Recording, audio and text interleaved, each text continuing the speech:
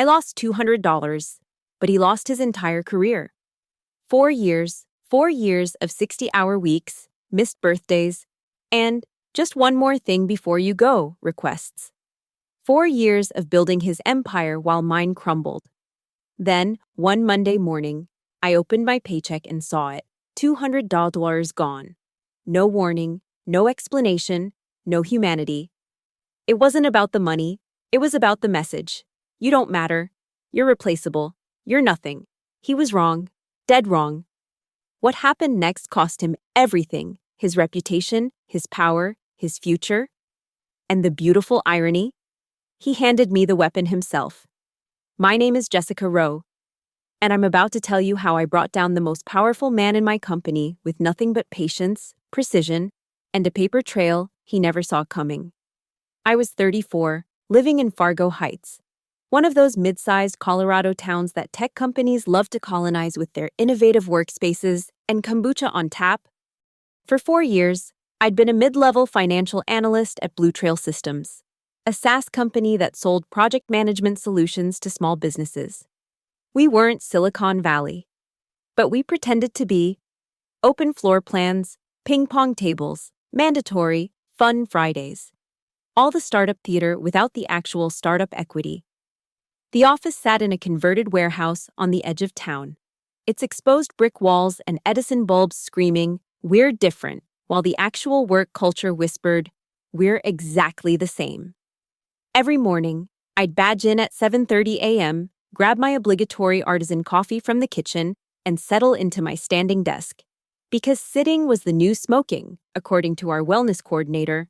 My job was straightforward: manage accounts receivable, forecast quarterly revenues, and make sure our burn rate didn't exceed our runway. I was good at it, damn good. While my colleagues chased promotions through office politics and happy hour schmoozing, I let my spreadsheets do the talking. Clean books, accurate projections, zero compliance issues. That was my reputation. Then there was Mark Riley.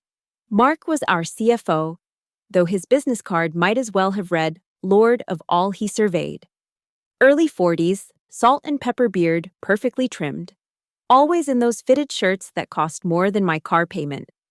He had this way of making you feel grateful for his attention, like he was doing you a favor by acknowledging your existence. In meetings, he'd lean back in his chair, fingers steepled, nodding thoughtfully at ideas before dismissing them with surgical precision. "Interesting perspective," he'd say, which translated to, "That's the dumbest thing I've heard today."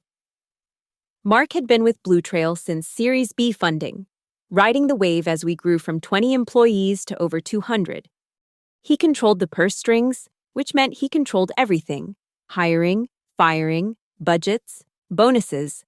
Nothing happened without Mark's signature, and he made sure everyone knew it. The thing about power is that it reveals character. Some people use it to lift others up. Mark used it to remind you how far down you were. He had this gift for subtle humiliation, questioning your math in front of the entire finance team, scheduling quick sync meetings at 4:59 p.m. on Fridays, sending emails at midnight with the subject line, "Urgent, please revise by morning." But I could handle that. I'd worked for assholes before. What I couldn't handle was the hypocrisy. Mark preached fiscal responsibility while expensing $500 client dinners that mysteriously included only him and his golf buddies. He implemented hiring freezes while bringing in his former fraternity brothers as consultants at 3 times market rate. He cut our coffee budget, yes, the free coffee, while his office got a $15,000 ergonomic desk setup. "We're a family here," he'd say during all-hands meetings, the lies sliding off his tongue like water. And families make sacrifices for each other. The only family I saw was the one he'd built from nepotism and fear. His inner circle consisted of yes men who laughed too loud at his jokes and forwarded his emails with FYI, please handle ASAP. The rest of us? We were just line items on a spreadsheet, numbers to be optimized. I should have seen it coming. The late-night audit requests, the sudden interest in streamlining operations, the way he'd started looking at the mid-level staff like a butcher sizing up cattle. But I was naive. I thought 4 years of flawless performance meant something. I thought loyalty mattered. I thought wrong. The email came on a Thursday. Payday. I always checked my bank account first thing. Old habit from the lean years when every dollar counted. The direct deposit had hit, but something was off. I blinked at my phone screen, did the math again, then once more, because surely I was seeing things. $200 short. Not a massive amount in the grand scheme of things, but when you've been earning the same salary for 18 months, you notice. I pulled up my pay stub on the company portal. There it was, clear as day. Base salary reduced, no explanation, no asterisk pointing to a footnote. Just less money. Like it had always been that way. My first thought was it had to be an error. Payroll screwed up sometimes, wrong tax withholding, missed expense reimbursements. I shot a quick email to HR, kept it professional. Hi Sarah, noticed a discrepancy in this month's pay. Could we discuss? Thanks. Jessica. Sarah Chen from HR responded within the hour. This reflects recent adjustments to compensation structure. All changes have been approved by leadership. Leadership, that meant Mark. I sat at my desk, staring at those words until they blurred. Around me. Blue Trail hummed with its usual morning energy. Developers arguing about code, sales reps, sweet-talking prospects. The espresso machine hissing its expensive song. Everything normal except for the cold knot forming in my stomach. I waited until lunch when Mark typically held court in his corner office, door open, classical music playing softly, his way of seeming cultured and approachable while remaining utterly untouchable. I knocked on the door frame. Jessica. He didn't look up from his monitors. 3 screens displaying financial models, email, and what looked suspiciously like a golf equipment website. What can I do for you? I wanted to discuss my compensation adjustment. Now he looked up, and I saw it. That flicker of amusement in his gray eyes. He'd been expecting this. Ah, yes. Cost optimization measures. I'm sure you understand, given your role in financial planning. I wasn't informed. It was in the quarterly restructuring memo. He turned back to his screens. Section 4, subsection C. Perhaps you missed it. I hadn't missed it. That memo talked about right-sizing vendor contracts and leveraging offshore resources. Nothing about cutting existing employee salaries. Mark, I've been here 4 years. My last performance review was satisfactory. Yes. He said it like satisfactory was barely passing. But we need to think about the bigger picture. Company sustainability, shareholder value. Sometimes individual sacrifices are necessary for collective success. The words tasted familiar. I'd heard him use that exact phrase when he laid off the entire QA team last quarter, replacing them with contractors at half the cost. Is this happening to everyone at my level? His smile was sharp enough to draw blood. We evaluate each position individually based on market conditions and performance metrics. Translation, just you. If you're unhappy with the adjustment, he continued, fingers dancing across his keyboard. You're welcome to test your value in the open market. I hear Technova is hiring. He paused. Let that sink in. Though I should mention they called for a reference check last month. Shame that didn't work out. The room tilted. He'd sabotaged me. Someone had reached out, probably about that senior analyst position I'd noticed on LinkedIn, and he'd tanked it. The violation felt like ice water in my veins. Of course, he added, voice smooth as aged whiskey. If you prefer to stay, I'm confident you'll adapt to the new structure. You're nothing if not adaptable. The dismissal was clear. I stood there for a moment, watching him pretend to work, fighting the urge to say what I really thought. But I'd learned long ago that emotional reactions in the workplace only hurt the reactor. Instead, I nodded, turned, and walked back to my desk with measured steps. I made it to the bathroom before my hands started shaking. Not from sadness or fear, from rage. Pure, crystalline rage that made my vision sharp and my thoughts deadly clear. $200. He'd stolen $200 from me, not because the company needed it, not because I'd underperformed, but because he could. Because he wanted to remind me of my place.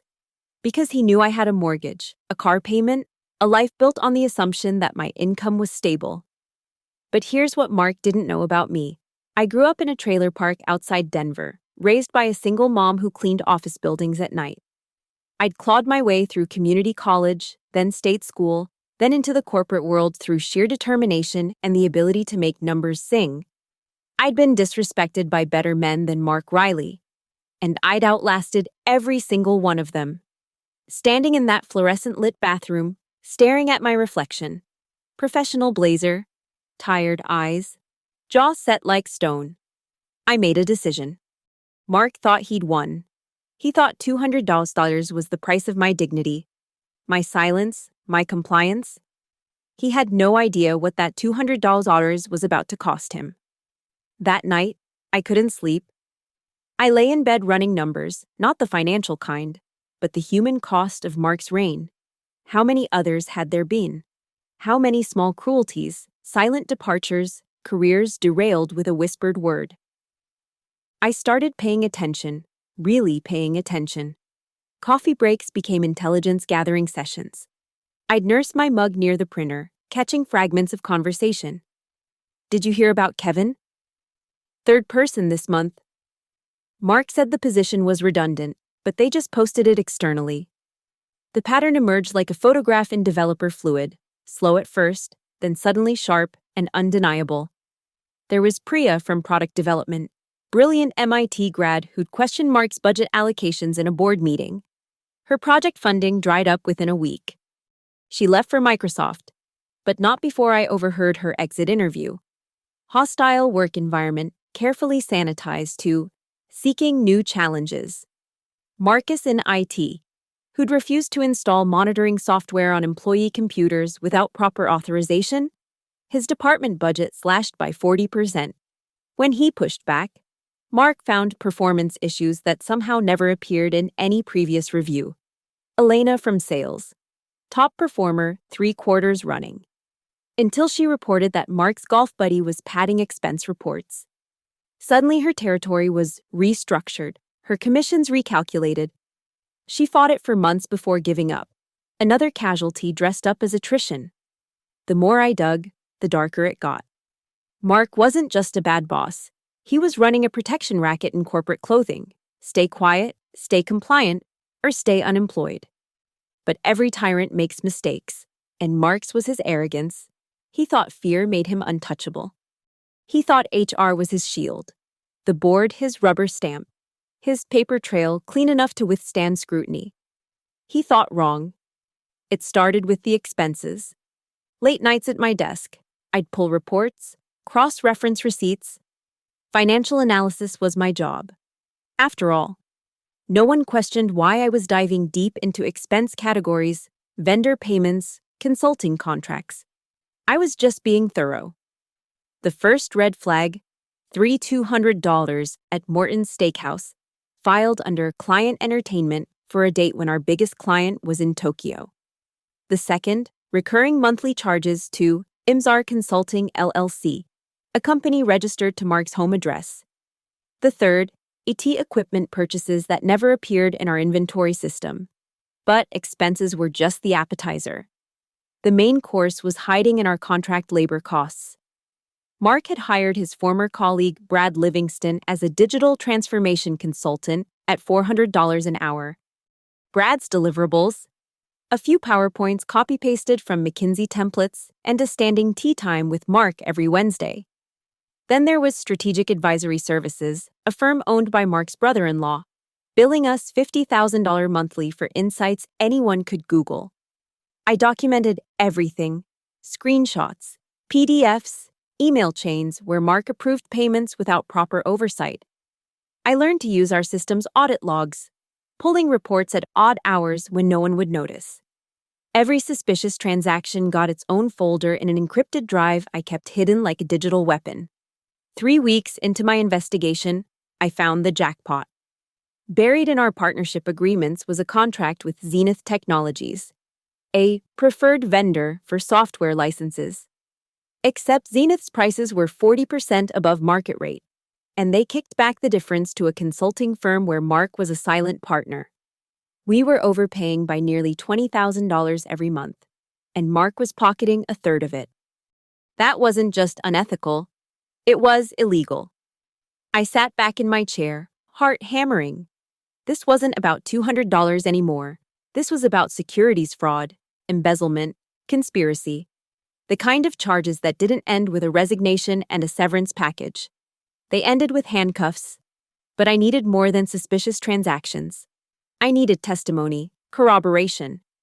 A pattern so clear that even Mark's golf buddies on the board couldn't ignore it. I started reaching out. Carefully, quietly. Former employees who'd signed NDAs but might talk off the record. Current staff who'd been burned but were too scared to speak up alone. I positioned it as research for process improvement, gathering feedback about financial controls. The stories poured out like water through a broken dam. Each conversation revealed another piece of Mark's machine, the intimidation, the retaliation, the systemic theft dressed up as business strategy. Lisa from accounting whispered about pressure to miscategorize expenses. James from legal mentioned contracts that disappeared from the system after raising concerns. David from operations had emails, actual emails, where Mark explicitly directed him to inflate vendor invoices. They were all afraid, but they were also angry.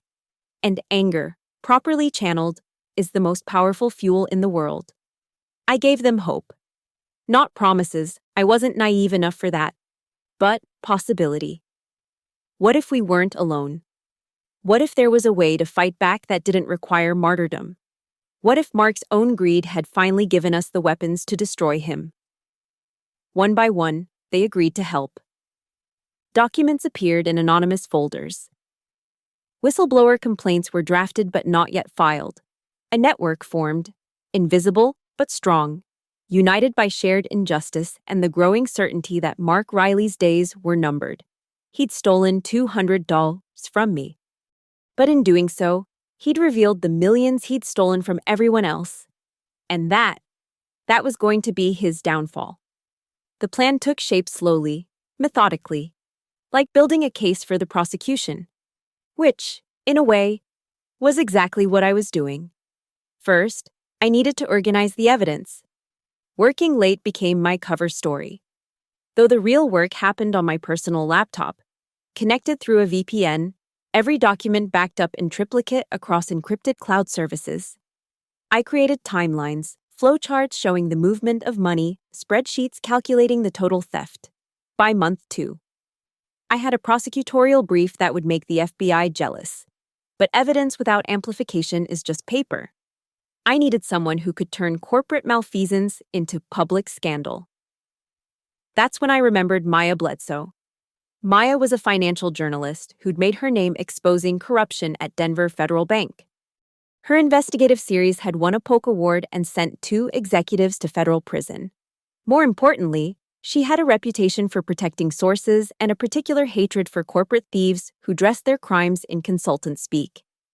I reached out through Proton Mail, anonymous but professional. I have documented evidence of systematic fraud at a mid-sized tech company, 7 figures stolen, multiple victims. Interested? Her response came within hours. Very? Let's meet. We chose a diner in Castle Rock, halfway between our locations, the kind of place where truckers and travelers minded their own business. Maya arrived looking exactly like her byline photo. Sharp eyes, silver-streaked hair, radiating the kind of confidence that came from bringing down bigger monsters than Mark Riley. "Show me what you've got," she said, sliding into the booth across from me. I pushed a flash drive across the table. Everything's there. Falsified contracts, inflated invoices, kickback schemes, 3 years of systematic theft, minimum $20,000 per month. She pocketed the drive without looking at it. Why come to me? Why not go straight to the authorities? Because authorities move slowly and whistleblowers get buried. I need public pressure, something the board can't ignore or cover up with a quiet settlement. Maya smiled. You want to burn it all down? I want justice. If that requires fire, I brought matches. We spent 2 hours in that diner, Maya grilling me on details, testing the story's foundations. By the end, she was convinced.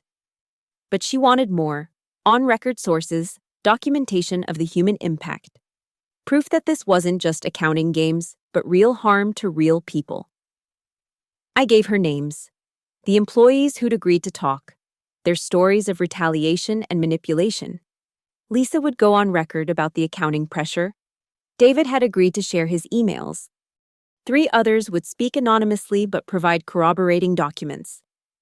This is solid, Maya said finally. But we need one more thing. Something that shows current, ongoing criminal activity.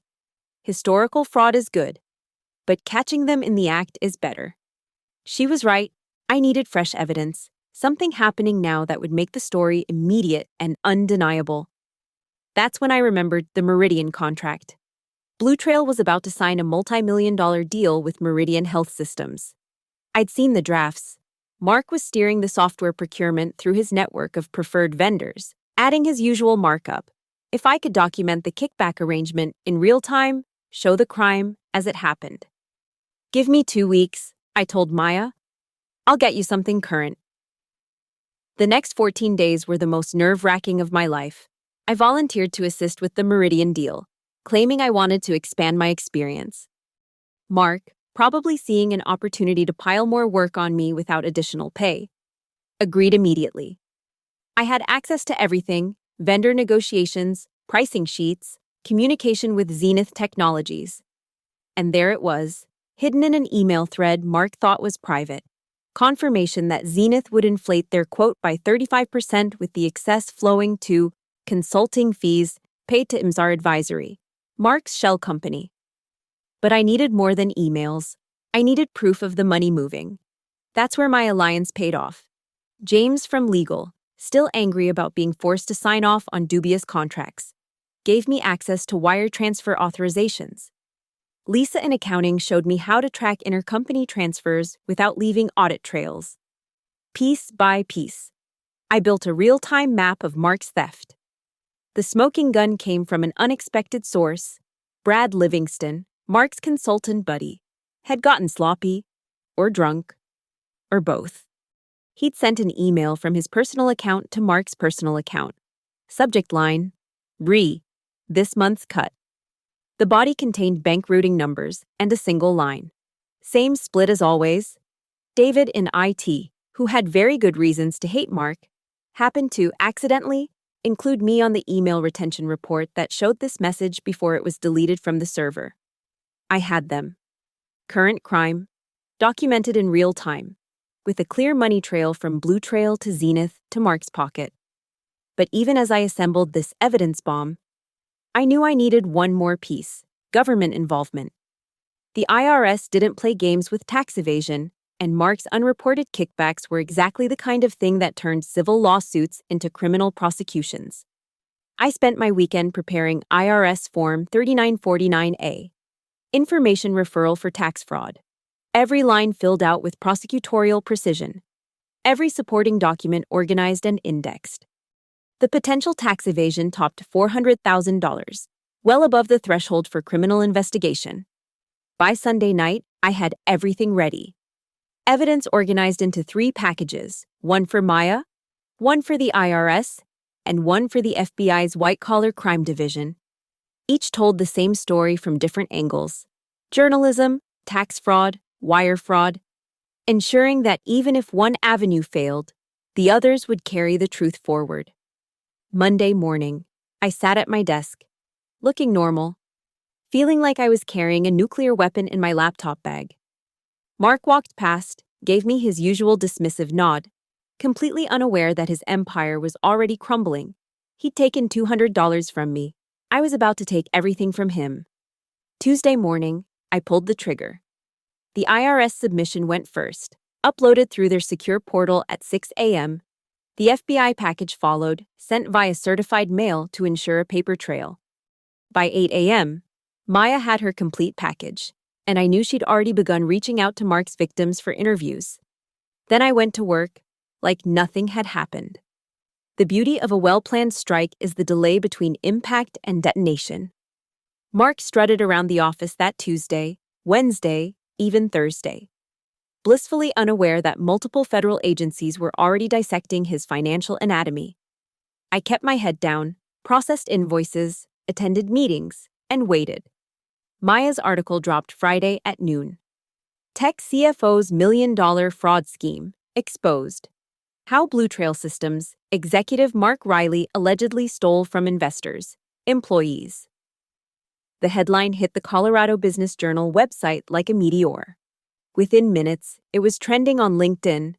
Within an hour, Reddit's R Technology had picked it up. By 2 p.m., our Slack channels were exploding with shock, speculation, and barely concealed glee from those who'd suffered under Mark's regime. Maya had crafted a masterpiece. She'd woven together the financial crimes with human stories. Kevin forced out for questioning budgets. Priya's project killed for challenging Mark. The dozens of employees who'd seen their salaries cut while Mark's chosen vendors mysteriously prospered. She'd included enough technical detail to be credible, but kept it accessible enough to go viral. The screenshots were damning. The email about this month's cut was right there in black and white. The inflated invoices, the shell companies, the trail of money flowing from Blue Trail to Mark's personal accounts, all laid out with the kind of clarity that made denial impossible. But the real genius was Maya's timing. She'd coordinated with her editor to release the story during lunch hour on the East Coast. Ensuring maximum social media engagement, she'd also tipped off other journalists, creating a feeding frenzy of follow-up coverage. I watched from my desk as Mark's office door slammed shut. Through the glass, I could see him on his phone, pacing, gesticulating wildly. His face had gone from its usual smugness to something I'd never seen before, fear. By 3 p.m., an emergency board meeting was called. By 4 p.m., rumors were flying that major investors were threatening to pull funding. By 5 p.m., Mark hadn't emerged from his office, and HR was huddled in conference rooms with outside counsel. I stayed late, savoring every moment. This was better than any revenge fantasy I'd imagined during those sleepless nights. It was systematic, thorough, and completely legal destruction. The weekend brought no respite for Mark. Saturday morning, the IRS announced they were opening an investigation into potential tax irregularities at a Colorado technology firm. They didn't name names, but everyone knew. Sunday, a leaked email showed 3 major investors demanding Mark's immediate removal and a full forensic audit. Monday morning was pure theater. I arrived early, claimed a seat with a clear view of Mark's office. By 9 a.m., 2 men in dark suits, FBI agents, their bearing unmistakable, were escorted to the executive floor. They spent 90 minutes in Mark's office. When they left, Mark's computer left with them. The all-hands meeting came at 11 a.m. CEO Patricia Williams, looking like she'd aged 5 years over the weekend, stood before the company with board members flanking her like a funeral procession. Effective immediately, Mark Riley is no longer with Blue Trail Systems, she announced. We are cooperating fully with ongoing investigations and have engaged external auditors to review our financial controls. The official line was, resignation to pursue other opportunities. But everyone knew the king was dead, killed by his own greed and the paper trail he never thought anyone would follow. The aftermath was swift and brutal. The forensic audit found exactly what I knew they would: systematic fraud totaling over $2 million. The IRS Criminal Division opened a formal case. The FBI expanded their investigation to include wire fraud and conspiracy charges. 3 of Mark's vendor accomplices flipped immediately, offering testimony in exchange for leniency. Within a month, Mark was facing 17 federal charges. His assets were frozen, his reputation destroyed, his name toxic in every corporate circle from Denver to San Francisco. The man who'd stolen $200 from me because he could was looking at 20 years in federal prison. But the best part? The ripple effects. The board, terrified of further scandal, implemented real financial controls. The toxic culture Mark had cultivated withered without his protection. Good people who'd been driven out were invited back. Salaries that had been cut were restored, with back pay and interest. My $200, it showed up in my next paycheck with a formal apology from HR. I almost laughed at the absurdity of it. That small amount that had started everything, returned like a peace offering to the person who'd orchestrated their CFO's downfall. I kept the pay stub as a souvenir, proof that sometimes the smallest injustices can trigger the greatest reckonings. Stock price impact, down 18% in the first week, another 12% as the investigation deepened. Conservative estimate of total damage to company valuation, $50 million. Mark's theft had cost the company 50 times what he'd stolen. And that was before counting legal fees, audit costs, and the exodus of spooked investors.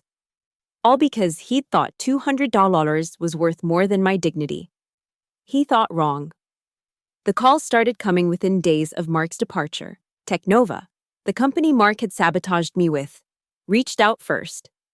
Their recruiter's voicemail dripped with enthusiasm about a senior financial analyst position that would be perfect for someone with your expertise. The salary range they mentioned was 40% above what Blue Trail paid. Then came Vertex Solutions, Ridgeline Analytics, even a Fortune 500 looking to establish a Denver office. My LinkedIn inbox exploded with messages from headhunters who'd somehow heard about the financial analyst who exposed the Blue Trail scandal. Maya had kept my name out of the article. But the industry is small and whispers travel fast. I turned them all down. Not out of loyalty to Blue Trail. That had died with my missing $200. Not out of fear. I'd already done the scariest thing imaginable. I turned them down because I'd discovered something during those months of investigation. Something more valuable than any salary bump.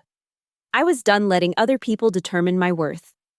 The consulting firm idea came to me during Mark's perp walk. Watching him escorted out by security, cardboard box in hand, I realized how many companies probably had their own Mark Rileys. Executives skimming from the top, cultures of fear preventing exposure, boards too comfortable or compromised to act. What if someone could help them clean house before it became a federal case? Rowe Financial Ethics Consulting. I liked how it sounded, honest, direct, with my name on the line for accountability. I gave Blue Trail 6 weeks' notice, more than they deserved, but enough to transition my responsibilities properly. Patricia Williams personally asked me to stay, offering a promotion to senior director, a 50% raise, and stock options that might actually be worth something once the company recovered. I appreciate the offer, I told her, sitting in the same executive conference room where I'd once watched Mark hold court. But I've learned what happens when you give other people control over your value. She nodded, understanding flickering in her eyes. For what it's worth, Jessica, the board knows what you did, what you risked. We owe you more than we can repay. You don't owe me anything, I said. Just build a company where no one else has to do what I did. My last day at Blue Trail was surreal. People who'd barely acknowledged me for 4 years suddenly wanted to shake my hand, buy me coffee, tell me how they'd always known something was off about Mark. The revisionist history was amusing, but I didn't begrudge them. Fear makes cowards of most people. I'd just been angry enough to overcome it. Lisa from accounting hugged me at the elevator. Thank you, she whispered, for all of us who couldn't. David from IT had tears in his eyes. You saved this company, he said. You know that, right? Maybe I had. Or maybe I just saved myself. The consulting practice started small, just me, a business license, and a website outlining my services. Financial audit, ethics review, whistleblower protection programs, corporate culture assessment. I positioned myself as the person companies hired when they wanted to find problems before the FBI did. My first client came within a month. A biotech startup whose founder had heard about Blue Trail and wanted to ensure their rapid growth hadn't created similar vulnerabilities. I found 3 areas of concern, nothing criminal, but sloppy practices that could have evolved into something worse. They paid my invoice without complaint and recommended me to 2 other companies. Word spread. The woman who'd brought down Mark Riley became the person nervous boards called when they suspected something was wrong. I charged premium rates, not out of greed, but because high prices made executives take my findings seriously. Nothing gets C-suite attention like a six-figure consulting fee. Within 6 months, I had more work than I could handle. I hired 2 associates, both forensic accountants who'd left Big Four firms seeking more meaningful work. We built a reputation for thorough, discreet investigations that saved companies from scandals while protecting the employees brave enough to speak up. The irony wasn't lost on me. Mark's attempt to humiliate me had launched a career more lucrative and fulfilling than anything I could have achieved at Blue Trail. His $200 power play had transformed me from an overlooked analyst into a sought-after expert whose insights could make or break executive careers. I kept tabs on Mark's case. 18 months after that Tuesday morning, he pled guilty to 4 counts of wire fraud and 2 counts of tax evasion. The judge, noting the systematic abuse of fiduciary duty, sentenced him to 8 years in federal prison with no possibility of early release. He also ordered full restitution, $1.2 million he no longer had, ensuring bankruptcy would follow him after prison. The local news covered the sentencing. Mark looked smaller in his ill-fitting suit, the arrogance drained away, replaced by the hollow expression of a man who'd finally faced consequences. When asked for a statement, his lawyer delivered empty words about accepting responsibility and learning from mistakes. But I knew better. Men like Mark don't learn. They just lose the power to harm. That night, I celebrated quietly. A good wine, a good book, and the satisfaction of a job thoroughly done. I thought about sending Mark a thank you note. After all, he'd inadvertently launched my new career. But that felt petty. And I'd gotten my petty out of my system. Instead, I made a donation to a nonprofit that supported workplace whistleblowers. $200, exactly. It felt like closing a circle, transforming that stolen amount into something positive. My business thrived. Mark went to prison. Blue Trail slowly recovered. And somewhere in Colorado, other employees found the courage to speak up, knowing that sometimes, just sometimes, David really does beat Goliath. All because someone thought they could steal $200 without consequences. Funny how the smallest thefts can trigger the biggest downfalls. 5 years later, I was standing before an auditorium full of business students at Colorado State University, invited to speak about corporate ethics and the cost of silence. The professor introduced me as the architect of one of the most significant corporate fraud exposures in state history. I still found that title surreal. Who can tell me the real cost of unethical leadership? I asked the room. Hands shot up. Legal fees, lost revenue, stock devaluation. Those are symptoms, I said. The real cost is human. It's the brilliant developer who stops innovating because their ideas were stolen. It's the accountant who quits rather than falsify another report. It's the cumulative loss of every person who could have contributed something meaningful, but was driven out by someone who confused fear with respect. I told them my story, the whole thing, the $200, the investigation, the downfall of a man who thought power made him untouchable. But more importantly, I told them about the network of brave people who'd risked their livelihoods to expose the truth. Because that's the part that matters. Corruption thrives in isolation, but withers in solidarity.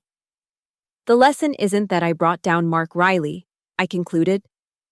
It's that Mark Riley brought down himself the moment he chose exploitation over leadership. I just held up the mirror. After the lecture, a young woman approached me, nervous but determined. I think something similar is happening at my internship, she said quietly. What should I do? I handed her my business card. Document everything, protect yourself, and remember, you're not alone. That's my work now. Not just consulting for companies afraid of their own shadows, but mentoring the next generation of professionals who refuse to accept that exploitation is the price of a paycheck. My firm has grown to 12 employees, each one committed to the radical idea that businesses can succeed without consuming their workers. We've exposed fraud at 16 major companies, recovered over $30 million in stolen funds, and, more importantly, helped create workplace cultures where people aren't afraid to speak truth to power. Our clients include 3 Fortune 500s and dozens of smaller firms that understand that ethical leadership isn't just moral, it's profitable. I still live in Colorado, though I've upgraded from my starter home to a place in the mountains where I can think clearly. My office wall displays framed articles about our biggest cases, but the centerpiece is that original pay stub showing the missing $200. A reminder of how it all started. Mark Riley was released from federal prison last year. According to LinkedIn, he's now a freelance business consultant, which is what disgraced executives call unemployment. His profile views suggest not many people are interested in his particular expertise. I don't track him beyond professional curiosity. Living well is the best revenge, and I'm living very well indeed. Sometimes I think about that morning in the bathroom mirror, shaking with rage, wondering if I should just accept the humiliation and move on. I'm glad I didn't. Not because revenge feels good, though it does, but because choosing to fight back changed the trajectory of my entire life. That's what they don't tell you about standing up to bullies. The real victory isn't watching them fall. It's discovering what you're capable of when pushed past your breaking point. It's learning that the skills you develop to survive can be repurposed to thrive. It's understanding that sometimes the worst things that happen to us become the foundation for the best things we'll ever do. My company motto is simple: integrity is profitable. It's printed on our business cards, embedded in our contracts, and most importantly, proven by our track record. We're living proof that you can succeed in business without sacrificing your soul, or anyone else's. To everyone who's ever had their value questioned by someone too small to recognize it, document everything, build alliances, know your worth. And when the moment comes, because it always does, don't just fight back. Win! Because here's the truth I learned in that Blue Trail bathroom, staring at my reflection with $200 stolen from my account. When someone thinks they can take something from you without consequences, they're not just wrong. They're handing you the opportunity to show them exactly how wrong they are. They steal your dignity. You take their empire. They cut your pay. You cut their freedom. They think you're nothing. You become their reckoning. Mark Riley thought he could take $200 from me without consequence. That decision cost him his career, his freedom, his reputation, and roughly $50 million in shareholder value. The exchange rate on karma, it turns out, is pretty spectacular. And the best part? I'm just getting started. Because in every company, in every industry, there's a Mark Riley waiting to be exposed. And increasingly, there's a Jessica Rowe ready to expose them. The powerful used to count on silence. Now they'd better count on consequences. All because someone thought $200 was worth more than human dignity. They thought wrong. Thank you so much for listening to my story. I'd love to know where you're tuning in from. Drop a comment below and let's connect. If this story resonated with you, please subscribe to the channel and share your own thoughts or experiences. Have you ever stood up to workplace injustice? What happened? Let's discuss in the comments. Your support means everything. And remember, your worth is non-negotiable.